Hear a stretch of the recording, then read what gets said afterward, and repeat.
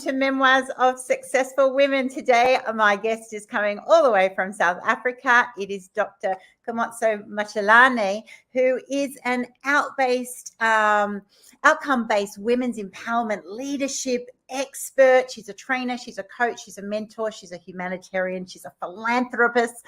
She's all things just elevating women businesses globally to be able to, achieve their best outcomes with a total passion for women. She's worked in different organizations around the world, and her specialty that we're going to be talking about today is on human resources. So she's an expert in that and has a PhD. Welcome to the program, Dr. Khomotšo. Thank you very much. Thanks for having me. Oh, it is such a delight to have you here. How about you tell the listeners, what does it mean to be pretty much a global influencer in the world of women's empowerment and being able to do lots of things over in your parts of the world? What does it mean to you? What does women empowerment mean to you? Thank you very much. You know what women empowerment mean to me is that it doesn't mean transferring your power to another person. Mm-hmm. And I'm saying this because I've realized that a lot of people misinterpret. They think somebody's going to take the power from somewhere or share half of their power and give it to the woman. Right, because yeah. The power is within you as a woman. That's what it means to me as a woman. You have to be self-empowered, be connected to the power within. Yes. Because everybody was born with the power within. And as long as you do not feel that power within, no matter what power comes your way, you will not be able to translate it to something that will be productive. Mm-hmm. So I think it's important as a woman to align yourself with the power within and know how to align with that power. So it goes back to authenticity and feeling yourself. You have to be able to feel it because power is alive. Mm. Power is alive and it's a living thing. I mean, really, it's not tangible. It's not always tangible, but the outcomes can be tangible. Some of the outcomes are tangible. Some of the outcomes are not tangible, but it begins with self. Because nobody's going to give you that power. You are already powerful. Yes. So what happens is that as people, we must just help one another to redirect each other to connect to the power within. There are people who don't know how to connect with their power within. It's not their problem. It's not a mistake. It can happen. Because there's a lot of things in life, especially in the lives of women. We are dealing with a lot of things, but it's important to embrace everything in totality. Look at a holistic approach of how you look at this. Don't let things, don't let that power be consumed by other things, because it is where you draw your strength. It comes from a whole lot of things. It comes from your beauty. It comes from your femininity, your feminine energy. Don't suppress it. You're a woman for a reason. So that femininity, your feminine energy, how you do your hair, whether you want to wear your pink or you want to dance or you want to go party, that's you. It's your power. So make sure that that's number one. Tap into it. Nobody is going to come with a tray and give you power. It will never happen, because a lot of people have this expectation. It's good to have an expectation, but expect more from yourself. Yeah, because the most important challenge of women empowerment is you. Yes, it's self-empowerment, isn't it? The improvement and all other things that we'll discuss today or in other episodes. Yeah. And that is why I want to gear this not only for women, but for men as well, because it seems other men also think, we transfer, we don't blame, But it's important to realize you do have the power. You have to realize that.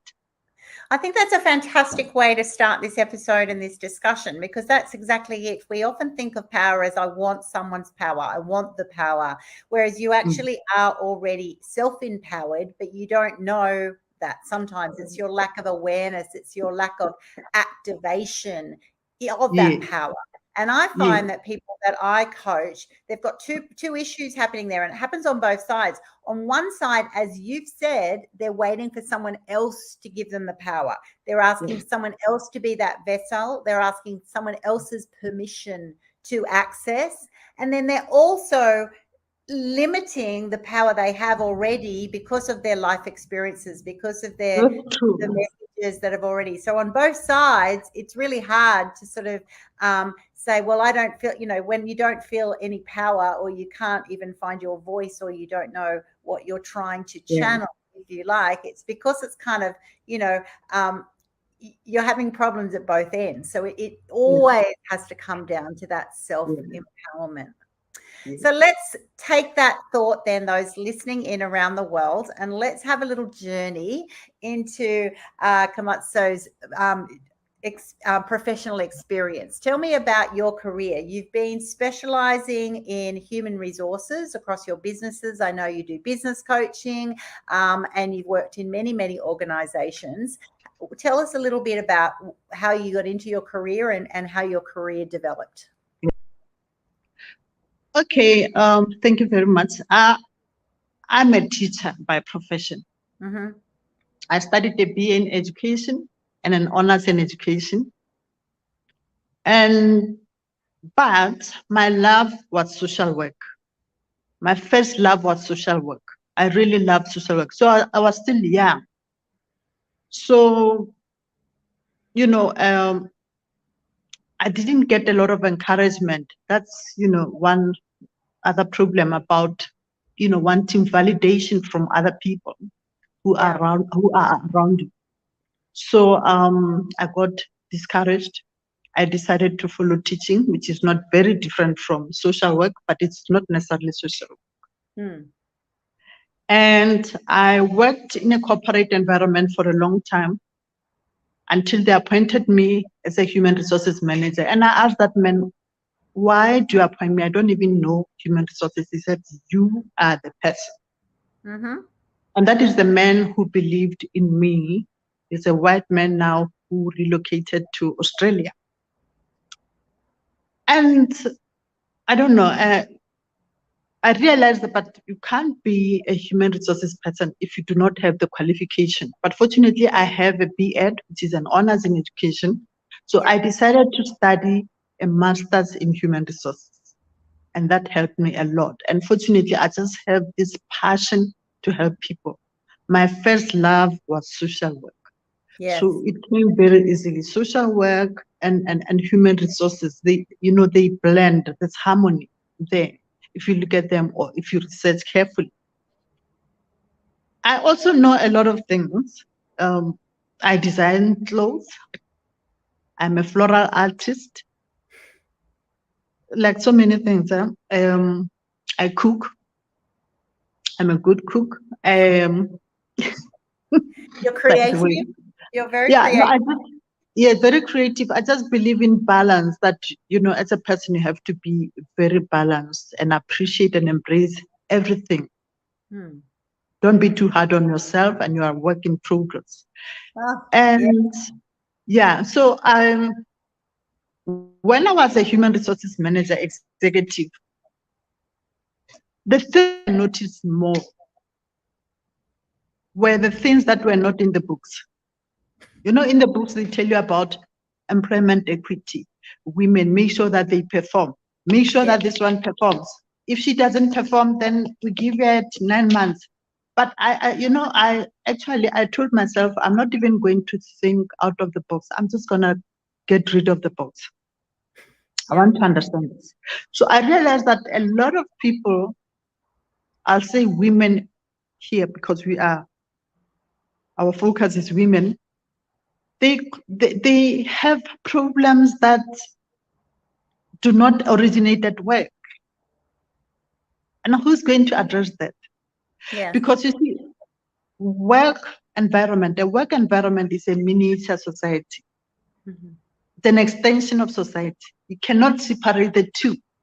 And if you address a problem at work, or you address a person that is not performing at work, you are dealing with only quarter of a problem for at that particular time. That person is going to go back to that problem that existed, and that's where the original problem is. That is why I decided that, you know what, I want to focus on the real problems, the harassments at home, the societal norms that are imposed to women, the cultural norms that are imposed to women. And we are not saying it's men of today who imposed those norms. Mm-hmm. Those norms were imposed, I don't even know, 300,000 years, whatever. You know, I don't know. But you see, here is a problem. We are living in a different world. Why I decided to change, and that change started with me. Yeah. That is why I think some of the people will not understand me, because I have a vision. Mm-hmm. And if I want to impact people, it has to start with me. Because you know what I've realized, Annie, Mm-hmm. is that now, where we are now, we are propelled by digital technology. Oh, 100%. Yes. And economic globalization. Mm-hmm.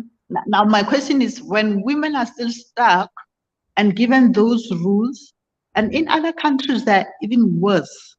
Do you understand? You cannot even be a professional or anything. And these people have dreams.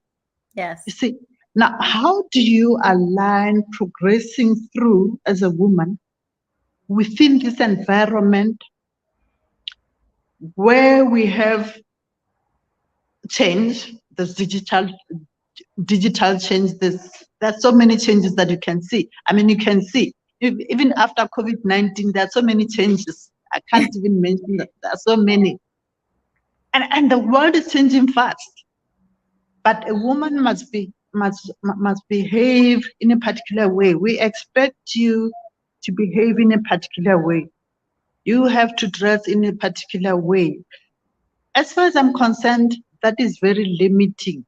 And as women, I think we have allowed ourselves to be controlled.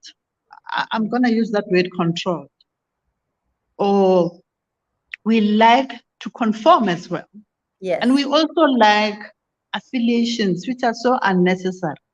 You know, Annie, I don't have unnecessary affiliations of groups where we want to belong because we want people to accept us. You know, once we lose these things, once we let go of this, the language and how you talk to yourself, because how you talk to yourself is important. There's power in the word. When we give bad things a voice or things a voice, they will come alive and they will prosper. So don't focus on things that you don't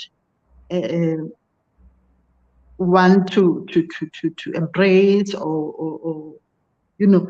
So it's important as a woman to make sure that you have that self-understanding. You really don't need validation. I think you are everything. Yes, you're everything. You're more than enough. You've used a very strong word there, control, and it is, you are being controlled in some social circumstances, some cultures. And so how do you help to in your role in HR from a very social work perspective, how do you get the very best out of those women who say, but I still don't have a choice. I'm in a situation that I can't get out of. I'd like to leave or change, but I feel that I can't for my own physical, psychological, financial safety. I spend a lot of time with that. In most cases in South Africa, I host events, but I group them. I group women. I don't just have a general event and talk to women generally. That is not going to help, but because you cannot really use a one-size-fits-all type of, strategy. It doesn't work. You have to identify the problem. Some of them will need a one-on-one kind of approach, and you start from the beginning. When you show someone that you believe in them, but actually you are just so much better, you are excellent, because that's what other people did to me. Other people believed in me. I'm where I am because other people believed in me when I even felt invisible, because it can get to that point. But when somebody, before they even teach you anything, you have to start from a premise of believing that you are excellent, you are extraordinary, you are beautiful, because that's true. All women are beautiful, they're extraordinary, they're excellent, they're intelligent, they're powerful, they're hardworking, they're resourceful, they're impactful. So, like so many things. So it's important to just draw those things. Help these people draw those things from those women. And I started doing that when I was young. I was not aware that this is something that I like. Because even when I was young, I liked to just teach, young girls. I don't even know why I thought I have that superpower or something. Yeah. I just thought, and I think about 7, 8 years old when we were playing, I would start teaching, and I just had this thing that, I just see women as people who are capable of becoming more powerful. In fact, women are very, very powerful. I believe in every woman, a housewife who cleans at home. That takes a lot, because you have to plan your time, everything. Exactly. Women are powerful. It's just that there has been this the patriarchy throughout. But you see, Annie, where we are now, there are certain things that we cannot implement if we do not evolve as people. If that culture does not evolve, of course, it differs from, country to another country. We have to succeed within that culture that is not evolving. 20 years ago, we wouldn't be here having this conversation. You are in Australia, right? Yes, correct. I'm in South Africa. But I worry because some of these things, the world is developing so fast. And if we do not accelerate the empowerment of women within these 10 years, we may not be able to turn it around. And it's going to be worse. So it's important to really excel. And even as a woman, even though we are saying it's within you, it's not going to be a picnic. You're not going to just say, oh, I feel nice, I feel good, I can do this. That is why I want to say a few things with you, that women, when you feel that power, what is it that you need to do? You need to work hard. You need to read. You need to study. We always have voices in our heads. Silence the voices that eat away with, anything that is good. We call them insects. They called in female wave of change, the training that I did, they call them insects. They eat away. Be resilient.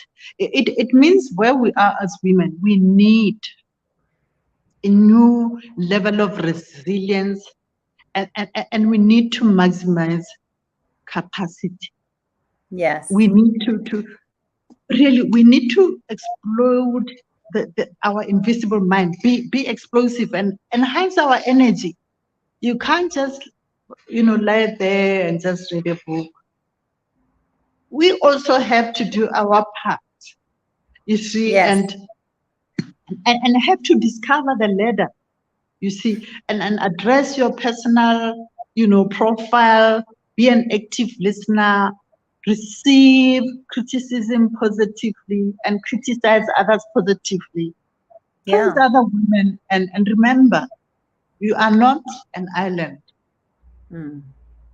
As women of today, we cannot really afford to call ourselves na Khomotšo, just there alone, or I'll stand there. Really, we need that tapestry. We need that unity all over the world, globally, as far as I'm concerned, because we have a common challenge. It may not be the same.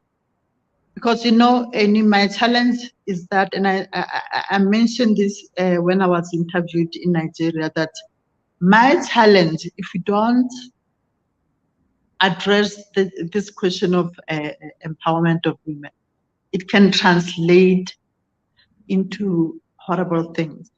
Dehumanizing women. In other countries, women are raped, women are killed, and life, just goes on. In other countries, women are not allowed to use their own names. You have to use a husband's surname. If you're at a doctor, he's the one that is supposed to come and sign on your behalf. I know I read a certain story because I like to read and search all this. I mean, like, and just to understand so that I know what I'm talking about. This woman was beaten by her husband. I don't know whether she was killed ultimately for writing her name. She was at a doctor. She was visiting a doctor, and I think the doctor wanted a signature. I think the husband was far or something like that. And she decided to sign on behalf of her. Hey, no. Yeah, in other countries, as a husband, you have that power to do that. You can, or you can do whatever. So, you see, when they translate to such, acts of dehumanizing others, that's where I worry. Although I do understand that we want to also climb the ladder as women, we want to succeed. Yes. But let's not forget that there's another woman out there who's been forced to marry a very old man. There's still gender mutilation. They say it's culture, but you see, any culture that does not evolve, as far as I'm concerned, there's a problem with that culture. Yes, exactly. And it might be culture, but it could be a part of culture that then at time of evolution needs to be stamped out. Like there's plenty of things that historically have happened in all cultures, but it doesn't mean that you have to keep it because it's been in culture. If it is not a good outcome, if it's not supporting someone's human rights, then it really needs to be confronted and spoken about. And what you're saying, child marriage, child slavery, genital mutilation, these areas, I think we do need to talk about them, and we do need to appreciate that they are happening in areas of the world which it is and remains unacceptable. And I love the way that you've approached your world as an expert in human resources, because that's right. If you're working in a company and a multinational corporate, you've got individuals. Everyone's human. You're going to work for that third of your life, and you've still got those issues. Those issues are happening in your home environments, in your friends' environments, in yourself personally. And so I love the way you look at people holistically, and that's very different to the way the book says, right? The book is all about the policy procedure, what your entitlements are, what their expectations are. It's very process driven. So bringing a heart like yours into the world of HR is absolutely fabulous. And it would have come back to have some issues. Other people wouldn't like that because it's very personal. You would think of HR being personal, but it's actually generally not. It's all about supporting the needs of the business, not necessarily the person often, which is a surprise to people when they get their first role in, and they go, I thought HR was for us. And you go, well, not always. Which is unfortunate. Very, very unfortunate. Yes. So as you have then grown in your career, you started off a teacher, you had a heart for social work, you've then gone and done this development and actually got the blend and thought, okay, well, I can have a social perspective in my role as HR, and you ended up doing masters, and then eventually you have got a PhD. I think it's in organizational development, isn't it? Let me clarify it. I'm a student studying Doctor of Business Administration with Scotland. It's Edinburgh Business School. Actually, that is the one that made me really be concerned about these women issues. Because when you register for that doctorate, you have 3 research courses. And then before you choose a topic, you have to go and explore the literature out there. What is out there, so that you don't duplicate. Yes, has to be original. So that's when they appointed me as the ambassador of Female Wave of Change. You know, Female Wave of Change is the one really that, like, it was as if, you know, dealing with women's issues is my home. That's where my heart is, because I discovered a lot of things. I realized a lot of things. And then I decided that my topic is going to be around women, or about women. And I don't want something that will just be in the cupboard as a textbook or a research. I need to transform women literally. So what happened? My doctorate is an honorary doctorate. I received from Haiti. It seems there are so many countries that love me. I know you've got an honorary doctorate from Haiti, but then you've done your master's, I think, in your other studies in Scotland. You are a woman of the world. And last week I was called, and I was called last week I got a call from Mauritius. They said, you know what, there's this tortoise. You know tortoise? No. Like, it's an animal, this small animal. Oh, the tortoise? Yeah. Like, I don't know animals very well. Yes. It said, can you please name it? Yes. Okay. I said, let's call it Jabu, because Jabu means rejoice. It's a Zulu word in Africa. It's called rejoice. Happiness. Let's be happy. So my doctorate is an honorary doctorate. They say it's for people who have done noble things within the society. And if you ask me, I can't name those things. I don't know those things.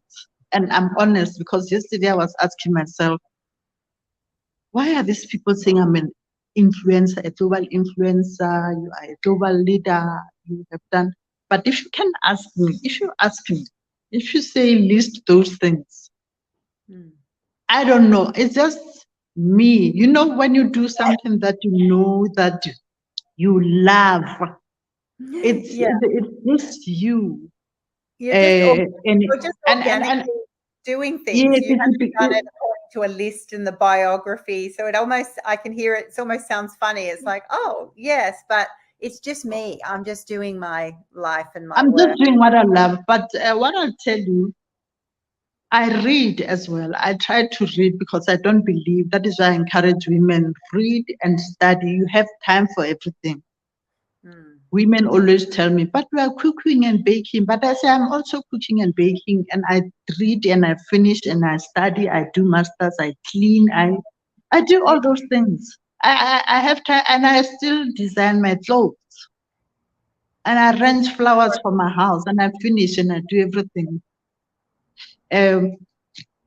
Why the approach of women empowerment, why I call it outcome-based, is because I think, Annie, we have been discussing this issue for a very long time. Maybe more than 200 years, or I don't know, maybe we have just improved lately. I don't know whether it's an improvement, but Here's my take. When you talk about women empowerment, we are talking about something at the behavioral level, but there's also a cognitive aspect of it. Hmm. When I talk about cognitive is not something that you can just go and tell people at the conference and say, let's change this. There's a lot of behaviors. There's a language that men and women use. And it's not only men, there's a language that women use towards each other. How we also relate towards each other, how you relate to other women. Are you a multiplier? I'm going to repeat it in so many interviews because I want people to understand when you are a woman during this era, you have to be a multiplier. You have to identify the need, the gap analysis when it comes to other women, even if they didn't ask for it, as long as they can allow that. I think you can do better when you do this. Let's help each other. Let there be cohesion, integration, and harmony.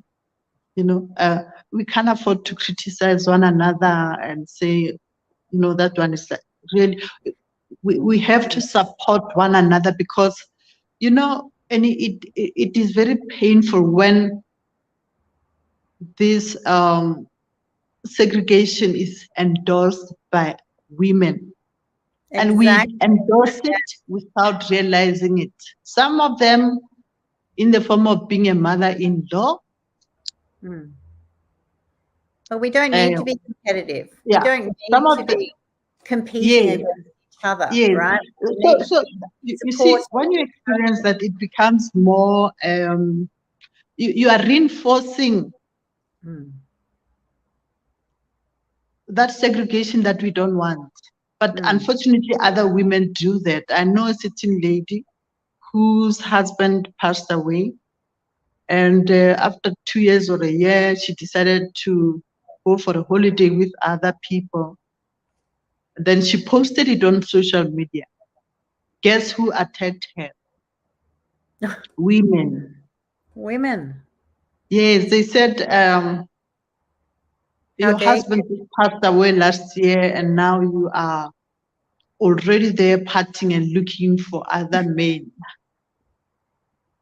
So you see, what we say, men are not to blame, or like the language, what we say to ourselves, what we say to other people, what we say about other women. And I'm saying this, I'm a businesswoman, but I've noticed that if you don't take care of these other things and look at this in a holistic way, in totality, you are dealing with a quarter of a problem. Yeah. So I'm talking about outcome-based women empowerment, because I'm not looking at this year, next year.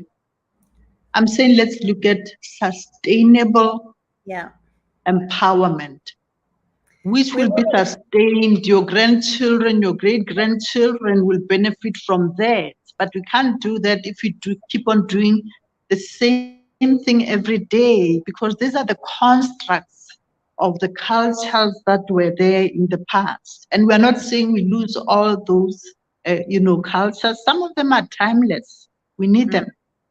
And that's what I love about your language. The core of those cultures. Yes, because it's going to have a ripple effect through those cultures across generations for period for the future.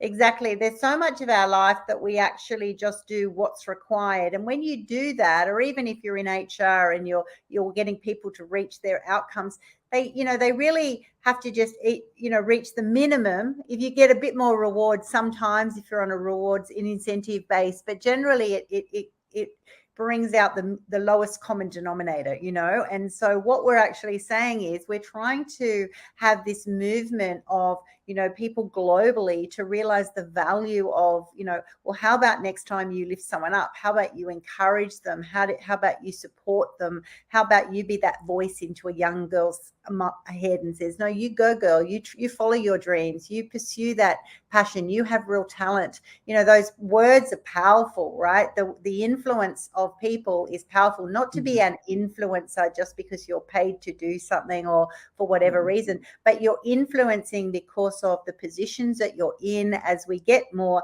you know, seniority and achievements in our life, you also get opportunities to then sit on boards as directors and influence others. And so it's an opportunity to then say, well, I want that not just to help one or two or three people. I want to have that ripple effect, because it will then, you know, it affects individuals, families, communities. It goes out, it's going to affect, you know, my daughters, my granddaughters, you know, when we actually change. It also, I think, gives society hope. It gives you young people hope that things are changing and things are getting better. When you don't see that, and I pick up what you said before, that we've been talking about these things for hundreds of years, you know, you've got to actually come to a time and go, talk's not enough. And I love the way you've boldly gone and said, you know, I want outcomes-based, you know, empowerment. I want to be able to see that, you know, for example, for when I know we've spoken on summits before, and you want to actually know what the statistics are for women in senior roles and on boards and in positions, and their wages and gender equity and reducing pay gaps. You want to know what those statistics are, because we want to know that we are doing things to improve those situations. And if we don't measure it, then how do we actually ever improve things, right? Thank you so much. Now that's my language, because, you know, as an HR expert or just generally in life, when you do something and you're serious about it, if you don't measure it, we don't measure. If it's women empowerment and we don't measure or we don't worry, okay, what is our plan? What is our target? Where do we want to be in 2-3 years' time? Yes. What is the measure? What are the tangibles? What do you want to achieve? I mean, if you do something and you don't measure it, as far as I'm concerned, you are not serious. No, it's just a dream. It's a hope and a dream, but it's not going to be a reality. It's wishful thinking. We've been talking, we're talking. I'm one person, I don't believe in, you know, just, you know, talking about something. You need to have, there are things that you can talk about, but I mean, this is serious. You gonna have a daughter-in-law, or you have a daughter-in-law, or your grandchild is going to have a daughter-in-law. Yes. It's a humanity issue. You see, so now if you don't measure it, you don't have clear tangibles, clear deliverables. What do you want to deliver? Do we know what we want to deliver? And it's no longer some, you know, it's just a global issue. I know that we have. We spoke together. We were at the Lady Political Conference. Yes. But you see, you are in another country. I love it, because we need that cohesion, even if we are in different countries, but as one world, as one women. There must be a big global organization that has at least eight deliverables, and there must be cohesion, there must be integration, there must be consistency and continuity of where we are going as women, and us. It must be done by us. Yes. I totally agree. We have to drive it. Women have to drive it, because otherwise it's not going to happen. It would have happened already if men had really going to take that baton, and they haven't. There might be some quotas on some areas now, but then it might not be passionate. Women have to actually just champion that together. And I believe what you've said, that we need to do that on from a global perspective, to partner with each other to be able to champion these things. I love the way, as business women also, we're talking for those listening in from the way we run a company. If we're in a company, we know what the strategies are, we know what the goals are, we know what our actions are, we know how to measure those. We'll do a lot of analytics to make sure that we're achieving what we want to achieve according to a time and a budget and social responsibilities. These areas such as gender equity and empowerment and others, sometimes they get lost, and in this discussion you can see they do, because they've been hard to measure before. So actually what you're doing, Khomotšo, is actually just saying all we've got to do is start measuring what are the outcomes that we're looking for, what are the numbers, the quotas, the health standards, for every situation that disempowers women around the globe. Well, what are our goals there? And they might take 10 years, 20 years, 30 years, but that's sad but understandable. You're okay with that as long as we are progressing and we're acting together in a common cause. It's when we actually just go, that's not very good, or what do we do about that, and we shrug our shoulders and we're despondent. If people in power and influence are despondent, then how does that help that poor woman or girl in that situation? It becomes hopeless and it becomes unchangeable. And we know that we have seen mountains shift in our time in different areas of our respective lives and businesses, right? So we know that things are possible. There is hope here. We just need to actually unite together. So thank you so much for that sharing. So how have you, in your ambassador roles, director roles on world women's areas, who are you partnering up with? What does that look like to give those listening in hopeful of what people like you are trying to do, and who are you collaborating with in your certain projects? Okay, thank you very much. I'm part of many organizations. I'm one woman who likes to say yes, like when, because let me tell you why. And in most cases, I don't get, there's something I want to tell you. And I think women must also learn this. You don't become successful because you are going to earn so much money. At times, if you really want to make a difference, just do it. You learn later. Like, it's not everything where you will be rewarded, in the form of money. Not all currency can be measured in the form of money, but you will be so enriched. I mean, I'm in so many organizations. It's India. Somebody will send me a CV in India, and I'll be asking myself, I don't even know how I feature here. But the most important thing, you understand that this is a young person, a human being who needs acceptance, who needs love. That's what you need to do. But belonging to these organizations, it's because I want to add value, and you see, the world is different. We have different countries, but if we can really try not to focus on the borders and the boundaries, and just look at any as any, and forget a little bit about where Australia is and South Africa, and understand that we are human beings and we have common challenges, and they need us to be together. We need to have a sort of one way of looking at things, It's a one world humanity. It's a one world, like, I mean, last year or 2 years ago, there was COVID-19, were cured by one vaccine. Nobody said in Australia they will be cured by a different vaccine. In Russia, there will be a different vaccine.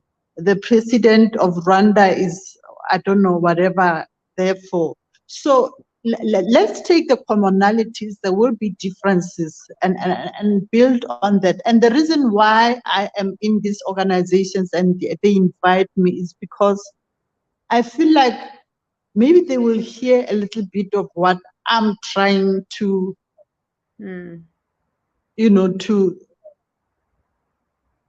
learn, or help people to learn and unlearn, because life is about learning and unlearning.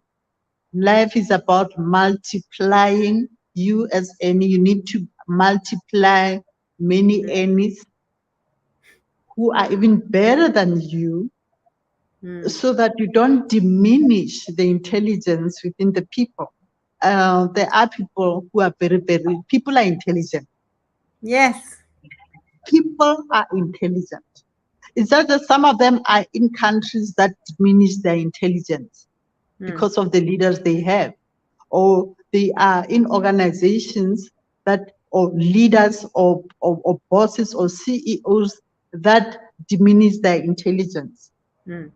So what I need is just cohesion. The reason why I'm in different organizations, and some of them have to do with environmental life, it's peace, it's everything. At the end of the day,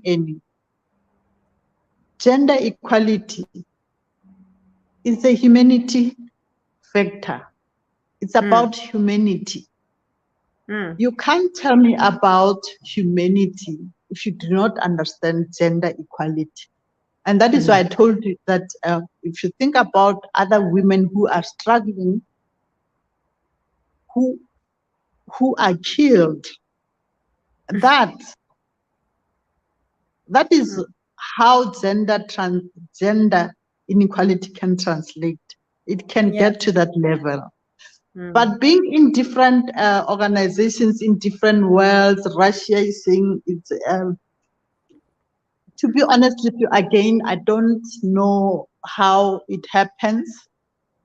I'll just get a message or something, Khomotšo, we want you to do this. Can you help us with this? We want to get people. Like, I've accepted that, in the past 4 or 5 years, when I was at Female Wave of Change, I used to think, no, this is too much. But I've embraced it, that I think this is what I need to do. Yeah. I think this is what I need to do. And that is why I need to read. And I cannot have prejudice. I can't say, no, that one is from whatever, Pakistan or Russia. I can't do that. You have to tap into your highest self. Yeah, exactly. As Khomotšo, I have to tap into my highest self all the time. You can't look at people as, you mustn't see color. Just see people as people, and love, and make sure that when you wake up, I don't know why this is. That's all right. I can still hear you. You've just frozen on the camera. Yeah. You see, the first thing when you wake up, make sure that you elevate higher. Your frequency is very, very, very, very, very high, because, and when I look at the country, it's as if I'm in my house. When you are in your house, there's a bedroom, you want to make sure that everything is clean, it's in order. I don't know, but it's my love, and I love reading about it and studying and understanding, because I'm a candidate researcher as well. So it's something that I love. Yes, I absolutely, love what you were sharing there about just leaning into your genius zone and doing what you can. That's exactly it. If you can't do all things to all man, but you can certainly find one thing that you're passionate about, and then just be there to enjoy it yourself, make sure that you fill yourself up. And I love what you do with your reading and your cooking, and because you've got to be happy and healthy and balanced to then be able to have that full cup that's overflowing, that you're then able to then join these committees and and be involved with these collaborations globally that can then actually help others in your area of genius, if you like. And then other people can go and help, hand out clothes to people who don't have them, help them, in on borders where there's wars, all sorts of things. We've all got something that we can give and to be able to help society, and hopefully those who can get themselves in positions of influence can do that much more, because you get to work in that collaborative way across the globe, and it is just incredibly rewarding. So let's just finish then, Khomotšo, what are you most proud of in your career so far, or your life? When I see the smiles on people's faces, women in particular, it makes me happy, because a woman is a nurturer. If a woman is not happy, kids are going to be affected. You will not be able to give your children enough love if you cannot connect to the love that you have. So that is what I love. It's not so many things, but what I love most is being authentic. Because you can't do what I do if you're not authentic. I'm authentic. If I want to dance, I dance. If I want to design an outfit, I design it. I sort of liberated myself. I'm not very good with being a conformist. I question a lot of things. So it makes me a bit freer. It's as if you are living your life in your own planet. Yeah. It does make it a lot more fun, though, doesn't it? I love that. And I love what you said before, is like, you don't just have to think outside the box, just get rid of a box. Who said there was supposed to be a box, And I love that. And I'm often saying, that's right. If you you hit a wall, you then go and open another door. Otherwise, you just build your own little whatever, Once you get to this stage, and those listening in, you're listening from Khomotšo. This is self-actualization, right? This is why you said a while ago in our conversation that you don't do too many affiliations now, and that's what I was, for those others listening in different countries, there are different clubs and groups that you're in, and that's not being non-social. You want to do some, but some of them are just to actually have people validate who you are and what you're doing, or to even comment and then tell you what, if what you've done is good enough, not good enough.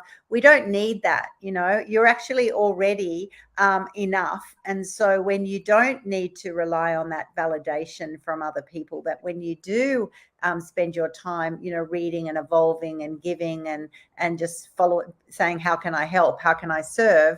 You will still be rewarded in ways that you cannot even imagine, personally, but society evolves, and you do get to see a lot more smiles. And I love that you said that. That's the most rewarding thing, because it is, isn't it? When you've been that one voice in someone's life and they just beam at you, or someone comes back. Sometimes it can even be a few years later. I remember back, when I used to be a nursing teacher, and someone would come up and say, you said that to me one day and I did it, and I can't even remember, right?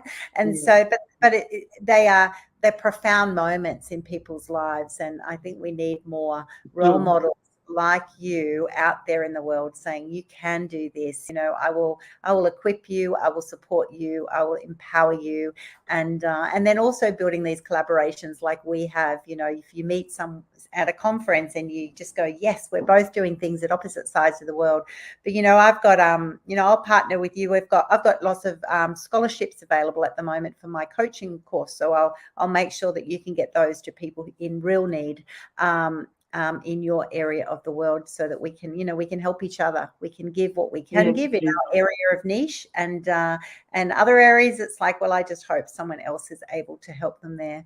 So, well, congratulations on a life well lived thus far. There is so much more, I know, in the future for you, Khomotšo.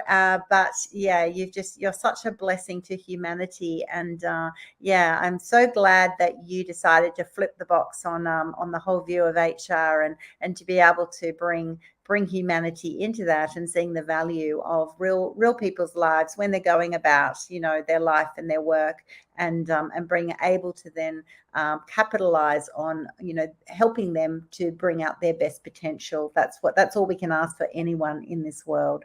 So thank you so much for being on my show today. Thank you very much for having me.